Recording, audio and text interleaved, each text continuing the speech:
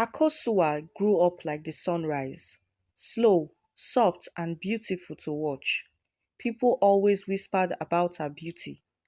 Her skin was the color of new earth after rain, her eyes bright like sweet palm wine, and her laughter could make even a stubborn goat stop and listen. Mothers would point at her and say, "My daughter, be humble like Akosua, but beauty is like fire. It keeps you warm, and if you are not careful, it can burn everything." Kofi was a good man, a hard worker, a cocoa farmer with hands that smelled of rich soil and a heart that held the whole village. He loved Akosua quietly for years, waiting, praying, saving money under his mattress and in a small calabash hidden under his bed. He would wake before the rooster, walk to the farm when the frogs still danced in the trees, and whisper, "God, let this walk bring me closer to her." Kofi's younger brother Kwame was different. Kwame had a spirit like the river after heavy rain, fast, bold, and hard to hold. He could make anyone laugh, could dance till the moon fell asleep, and he wore trouble like a nice shirt. Girls liked him, elders warned him, and still, everyone loved him. When Kofi finally gathered courage to ask for Akosua's hand, the village celebrated. Aunties tied bright clothes. The Paimon tapper promised the sweetest drink. Even the sunset showed off that day. Akosua smiled and said yes. She said it softly, eyes lowered, and the whole square clapped. Only Akosua knew her heart was shaking like leaves. She was grateful for Kofi's kindness, his steady ways, his patience. But when Kwame walked past and their eyes met, a small storm moved inside her chest. It wasn't dirty, it was just strong. It was the kind of feeling that makes you forget your own name. She tried to push it away. She told herself, "This is not the road I can walk." Yet her heart kept walking. Still, the wedding day came like a drum beat you cannot stop. The women sang, the men sprayed money, and the old men nodded like kings. The smell of jollof rice, grilled tilapia, and spicy shito filled the air. Little girls ran around with white flowers in their hair. The local band played highlife music that made even the dry leaves want to dance, and the church choir sang as if angels had joined them from the sky. Akosua wore white like fresh cotton, and her head tie sat like a crown. Kofi's eyes were full of water he refused to let fall. He thanked God for the moment he thought would never come. Kwame stood beside his brother with a smile that was both joy and pain. He clapped, he danced, he lifted Kofi up like a champion, and every time he looked at Akosua, his smile trembled like a candle in wind. People talked. People always talk. You know how a village is. One old woman with missing teeth whispered, "Hmm, these eyes see things. This beauty will cause story." A girl with bright earrings said, "Charlie, it's true. The way Kwame looks at her, it is fire. But gossip is like smoke. It moves everywhere, and you cannot hold it." When the night came, the stars opened their eyes, and the wedding drums slowed to a soft heartbeat. Kofi took his bride home. The hair was sweet with new beginning. He lifted her veil. He said, "Akotua, I am not perfect, but I'll be good to you all the days I live." She held his face and smiled. And for a moment, she believed maybe she could love like cocoa grows, slowly, surely, deep roots, sweet fruit. They ate, they laughed quietly, they prayed, and then when the moon climbed higher, she said she wanted to step out to get fresh hair and fix her wrapper. Kofi nodded. He waited. He waited longer. He waited until waiting became a heavy stone in his stomach. He stepped outside. He called her name. No answer. He went to the back, to the front, to the neighbor's yard. He asked the watchman by the chief's house. Nothing. It was as if the night had swallowed her. By the time the rooster woke, the story had already run faster than any person. The bride is gone. E? Akosua vanished. Ha! Maybe she ran with Kwame. Asemo. People's mouths moved like drums. They remembered every time they saw Akosua and Kwame laugh near the market. They remembered how their shadows once touched under the mango tree. They said Kofi was a good man, and sometimes good men suffer. They said beauty can be trouble. They said love triangle, love square, love wahala. Kwame was nowhere. When Kofi sent boys to look for him, he was not at his compound. His clothes was there, but he was not there. That same morning, Kofi's mother cried like a river. She sat in front of the house and hit her chest. What did we do, God? What did we do? The elders met under the big silk cotton tree. The linguist cleared his throat. The chief kept his face hard. A senior auntie said, "We shall look at the river.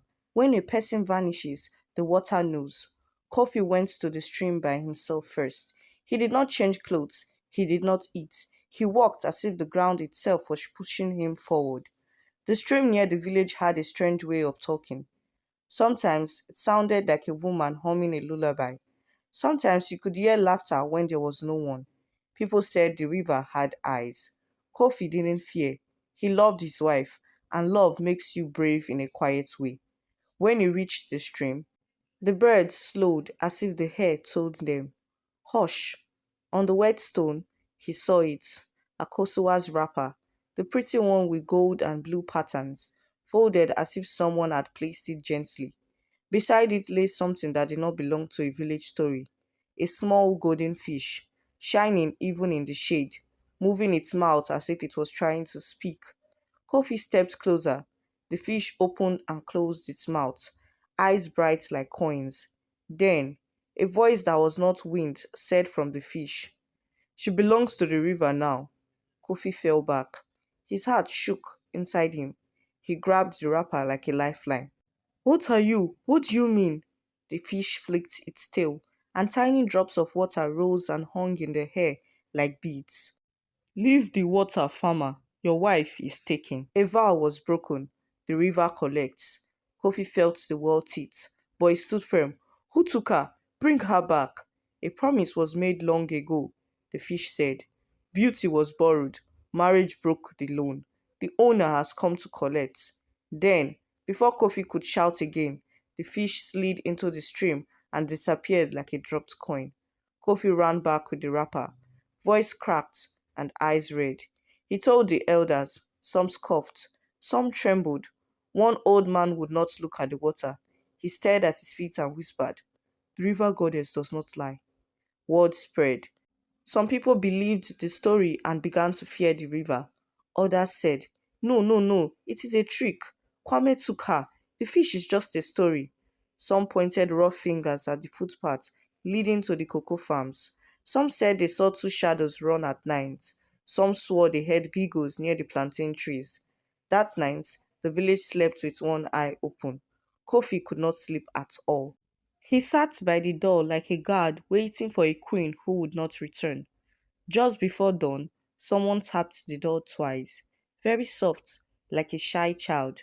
Kofi opened the door to find a folded leaf, and inside the leaf was a small bead he had never seen before.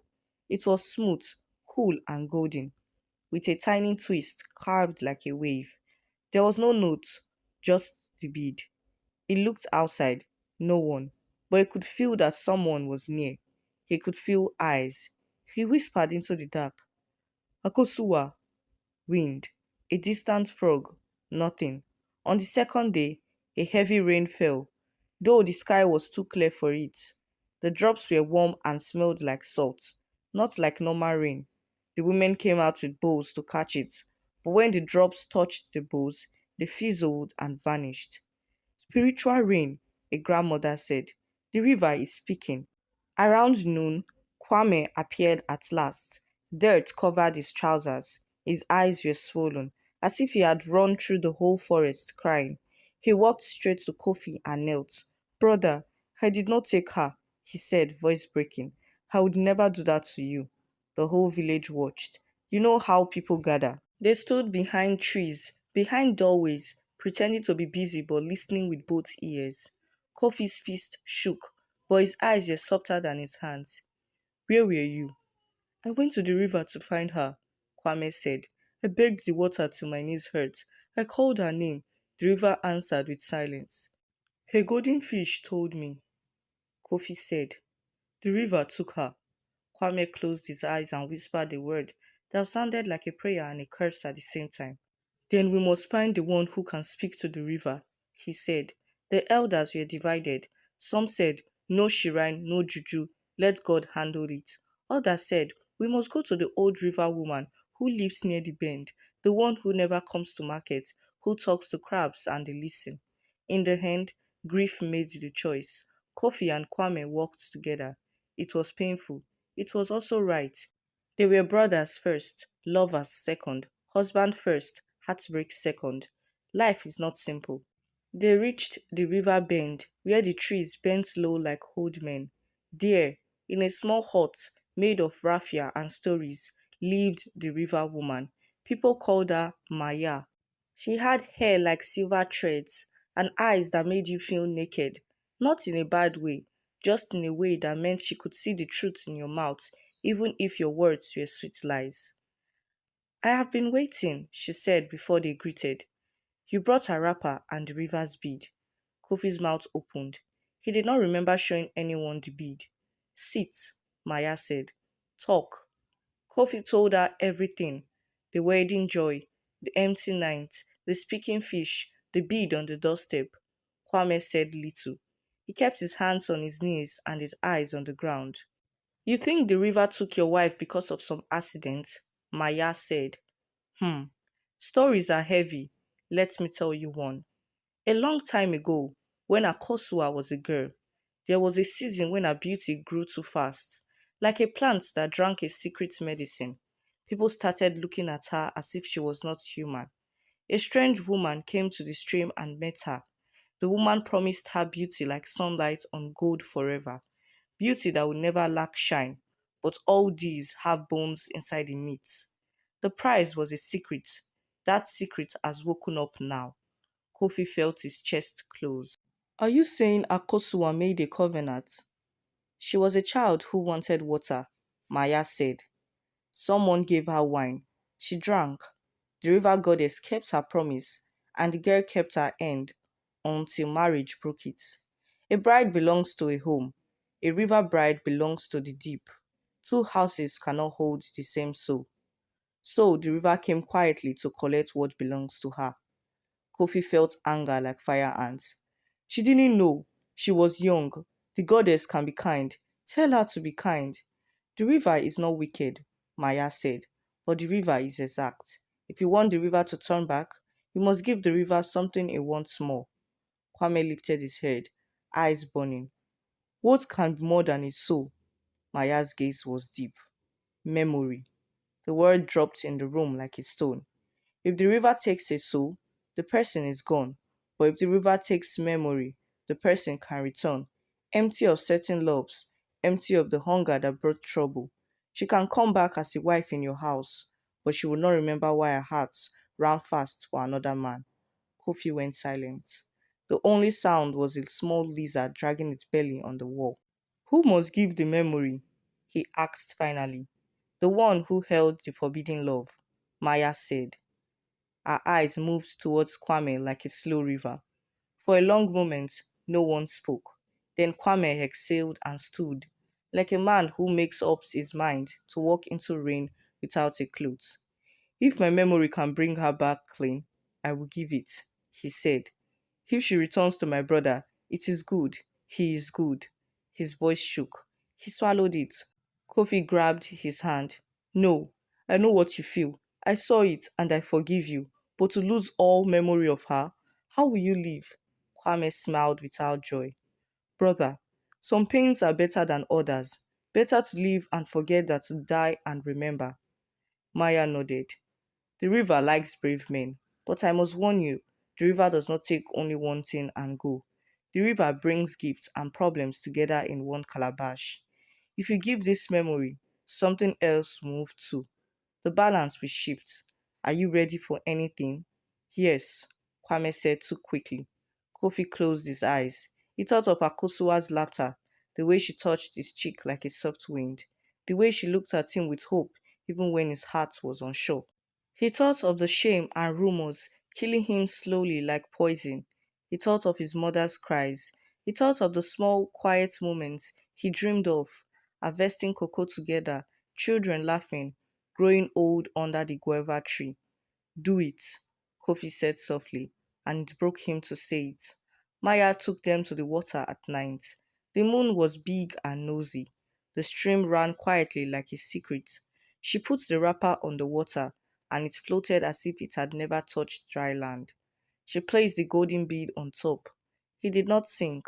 She caught her palm and let 3 drops fall into the water. River Mother, she called, we bring you a trade. Return the bride. Take the memory. The wind moved, although the trees did not. A humming filled the air, like 3 women singing from under the water. The stream swelled gently as if it was breathing.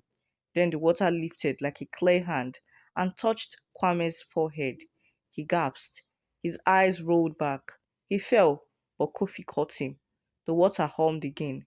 Then, like a flash, it quieted. The wrapper sank without a sound, and the bead, now warm, flew into Kofi's palm. It is done, Maya said, very tired. Go home, sleep, do not look back at the water. They went home, silent like people walking in a graveyard. Kofi laid Kwame on his bed. He watched his brother sleep like a baby, breathing slowly, lips slightly open. He bent and kissed his forehead, because sometimes love is not afraid to look foolish. In the morning, the rooster shouted, and the whole village woke to the strangest sight. Akosua walking down the lane, barefoot, hair loose, eyes calm, face shining with the simple beauty of dawn, not the loud beauty of gold, but the quiet one that lasts. She smiled when she saw Kofi. Husband, she said, as if she had always been his. She hugged his mother. She went into the kitchen and asked for water to bathe.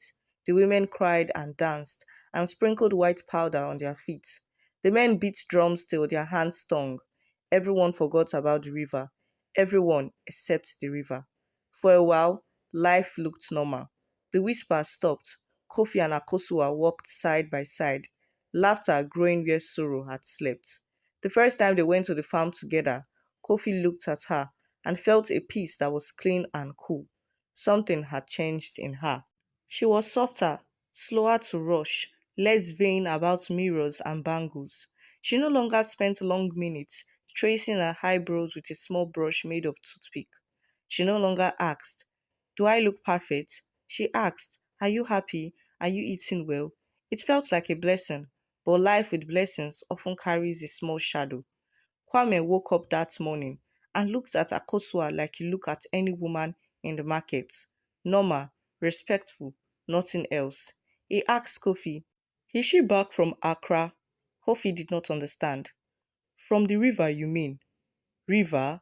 Kwame asked, smiling lightly as if Kofi had told a small joke. He had no memory.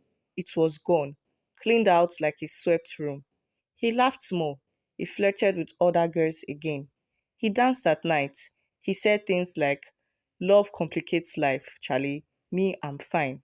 He looked free, but the river's balance shifted in a way nobody could see yet. After some weeks, strange things began. The cocoa trees flowered too fast and dropped too many pods too early, as if they were rushing to finish their life. The chicken laid eggs that were perfect on the outside, but empty inside. The village stream became clear like glass, so clear you could see tiny stones at the bottom, but fish were fewer and fewer. Children heard lullabies while playing and turned to find no one. One afternoon, a small boy walked into the water to chase a turtle and found the water rising around him like silk. He would have drowned, but a woman's hand, cold and smooth, pushed him gently back to the sand. He cried and said, Auntie in the water saved me. His mother said, no more playing near the stream, and hit him lightly with a folded cloth, tears streaming down her face. Maya sent a message to Kofi. Bring your wife. A note said, when they arrived, the river woman's heart was quiet. She gave them both a hard look, then softened and invited them in. The river returned what you asked, she said, but the river also asked for truth. The price you paid is not finished. Kofi's hands went cold. Who tells? This marriage began with two hearts crowded into one house, Maya said. The river ate the memory of that second heart to make space. But hearts are not calabashes. Even if you empty one, the smell remains. The river wants something pure to settle the matter finally. What can be pure? Kofi asked. Maya's eyes were gentle like old clothes. Sacrifice, she said, but not of blood. Sacrifice of pride. Sacrifice of what you love most about yourself. A trade. Give up the glow that hides your fears. Akosua sat very still. Then she nodded. My beauty, she whispered. Kofi shut up. No, she took his hand. When I was young, I made a poor promise, she said. I did not know it was a chain. I wanted to be seen. I wanted the whole world to say, wow. I thought beauty would protect me. But it became a door for other things, things I could not carry. I am tired, Kofi. Let me be plain. Let me be small. Let me be free. Kofi's eyes filled. You are beautiful to me even if your face is smoke. She smiled. Then let us seal this. They went to the river at dusk. Maya brought a mirror with a cracked corner. She set it on a stone and told Akosua to stand before it. River Mother, Maya said, we bring the pride that cost the promise. We bring the glow that made visions turn their heads. We ask for a simple life, a clean house, a full baby laugh, and long days with no complicated shadows. The water moved, the mirror fogged. When the fog cleared, Akosua's face in the glass was different. Not ugly, not even ordinary, just quiet. The kind of face people see and smile at and forget in 5 minutes. She breathed out and began to cry. Not sadness, not happiness, just release. Kofi hugged her and whispered, Thank you. The village noticed. People are not blind. They asked, Is she sick? Others said, No, it is God. He humbles the proud. Some who had hated her secretly now spoke to her with too much kindness. Others who once chased her looked through her. It was a lesson, a living one. Life slowed. The empty eggs stopped. The cocoa pods stopped rushing. The stream grew fish again. Everything seemed fine. Until the night the drums beat at the wrong hour. There was a festival they did once a year to thank the river for giving them water. On that night, the chief poured drink and the dancers moved like wind. This time the rhythm changed by itself, as if invisible hands beat the drums from inside the skins. The fire cracked high. The river looked wider. A gold shimmer moved across the top of the water like a snake. Maya stood, face hard.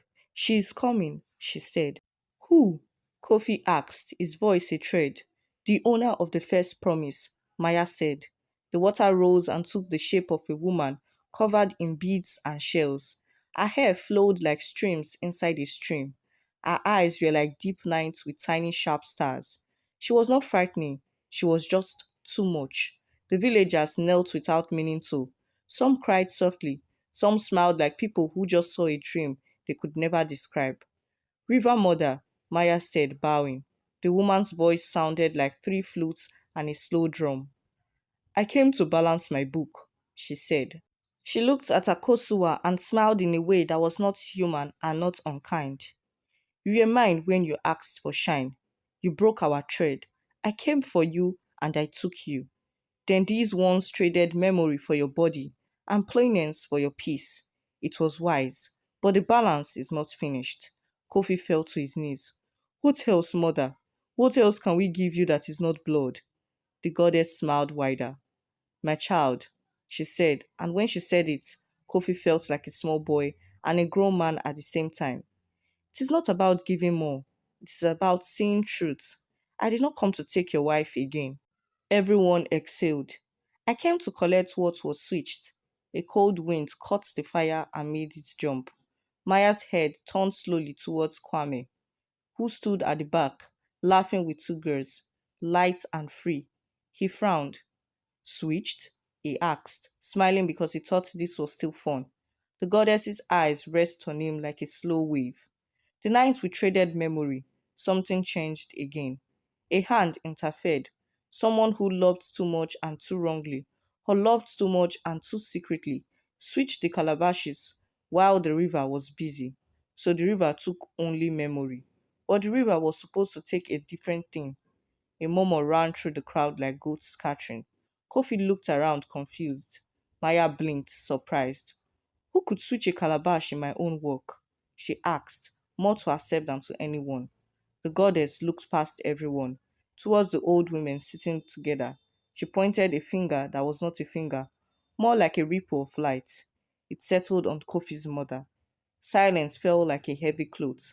Kofi's mother tried to stand and sit at the same time. Her hands shook. Me? She said, voice small. The goddess nodded.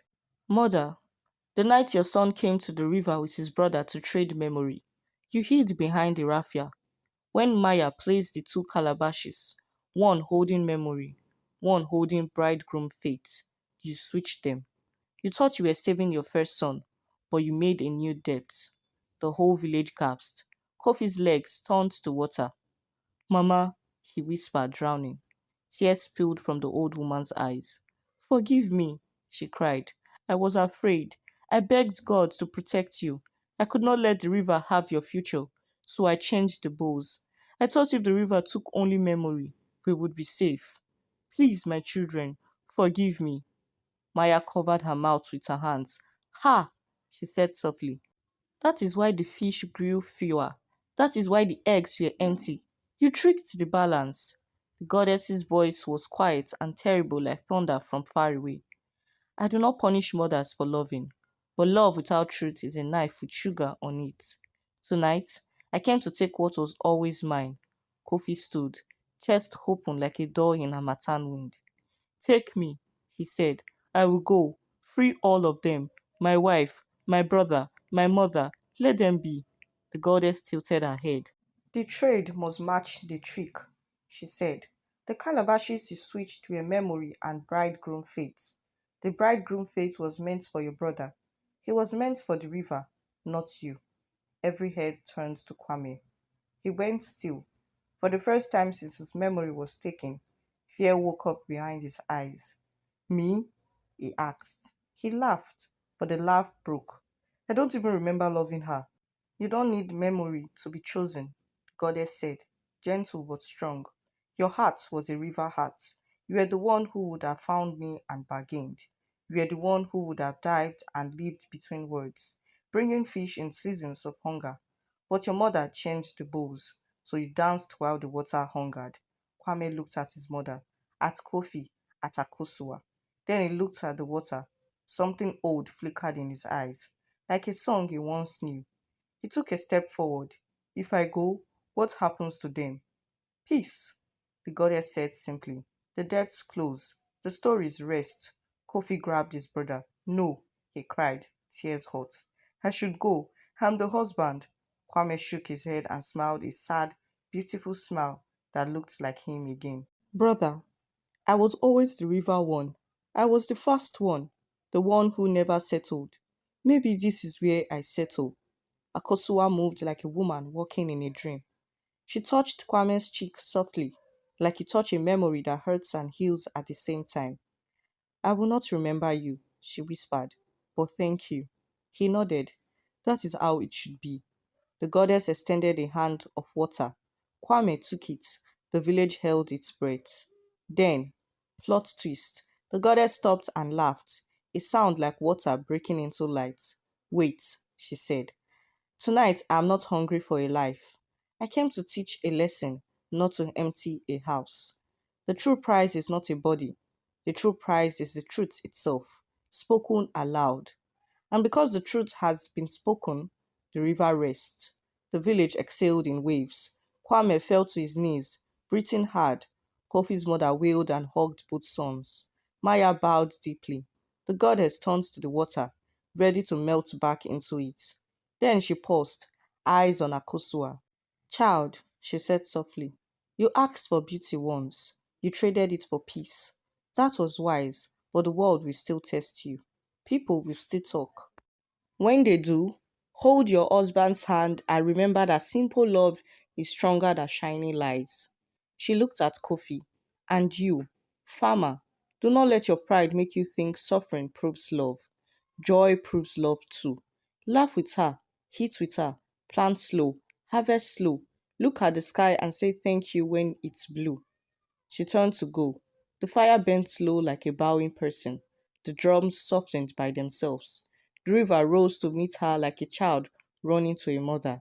Everyone relaxed. People began to whisper happy things. The shock was over, right? The story has closed cleanly, right? No. The ending came then, and it shocked them so deeply that people still speak of it today.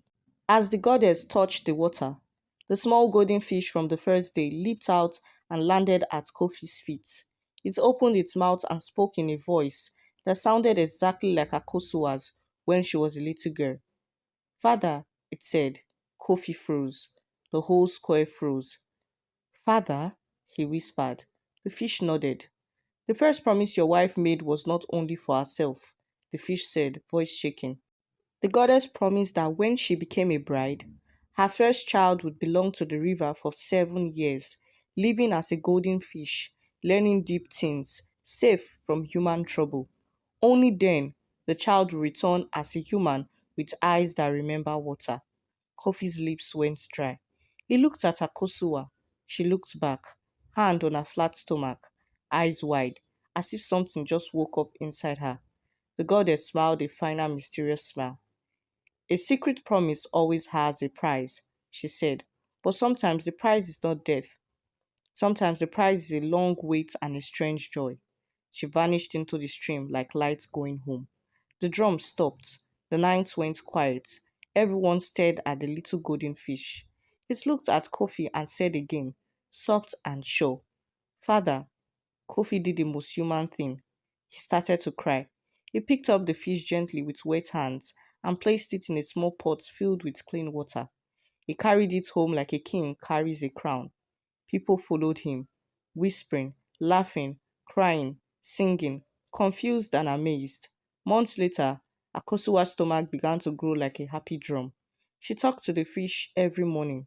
Kofi told stories to the fish at night about cocoa, about stars, about simple love. The fish listened, and sometimes tiny golden tears slid into the water and became small sparks. Time passed like a gentle river. 7 years is long, but it is also short when you fill it with jokes, food, work, small fights, quick kisses, good sleep, and thanks. On the seventh year's last night, Kofi placed the pot by the window. The moon was big and soft. The fish swam in slow circles as if drawing blessings with its tail.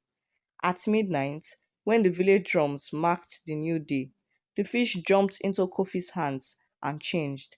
In one heartbeat, he became a small, laughing child with eyes like bright coins and hair that smelled like the river. The boy opened his arms and said, Father, Mother. Akosua screamed and laughed and cried at the same time, which is the only correct way to greet a miracle. They held him. They named him Kojo Tano. Kojo for a Monday born child, Tano for the ancient river that remembers promises. People came and saw, and shouted and danced, and clapped and could not sleep for the joy. They brought small gifts and big smiles. They told the story and added spices to eat each time. The moral of the story became simple and heavy. Every secret promise comes with a price, but honesty can turn a curse into a blessing if you are brave enough to pay the right cost. And the shocking part, on the morning after Kojo became human, Kofi walked to the stream to say thank you. He stood there with his heart wide, tears in his eyes, hands ready to clap for the river. The water was clear as truth. A golden shadow moved below the surface, and he smiled, thinking it was just another fish. Then the shadow lifted its face, and for one breath, Kofi saw himself looking back. From inside the water, smiling gently, like a man who lives in two worlds. He stumbled back. The reflection in the water did not stumble, it winked. It put a finger to its lips as if to say, Hush. Then it swam down and was gone. Kofi stood shaking. Then he started to laugh and cry together because he understood something he would never be able to explain. He went home, kissed his wife, lifted his son high, and never told anyone what he saw. But sometimes, when the night is quiet and the cocoa pods shine like little moons, Kofi hums a river song he never learned. and the stream hums back.